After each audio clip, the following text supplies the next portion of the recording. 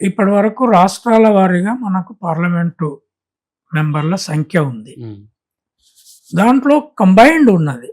ప్రజా ప్రజల సంఖ్య, రాష్ట్రాల ఉనికి.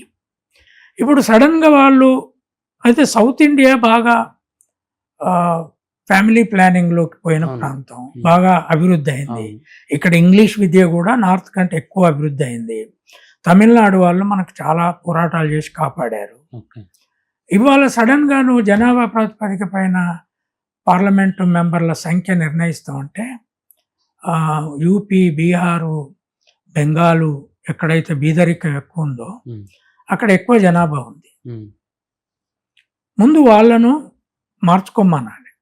ఉమ్, ఇంకొక 15-20 ఏళ్ళు ఉమ్, వాళ్ళను రిఫార్మ్ చేసి ఓకే.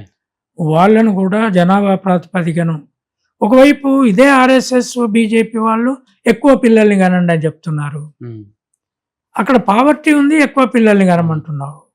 ఏం తింటారు, ఉమ్, ఏం చదువుకుంటారు? ప్రైవేట్ స్కూళ్ళను మీరే ప్రమోట్ చేస్తున్నారు, గవర్నమెంట్ స్కూల్ పనిచేయట్లేదు. కనుక ఎట్లా ఇది? కనుక నేను డీలిమిటేషన్ ఈ దశలో నేను ఒప్పుకోను.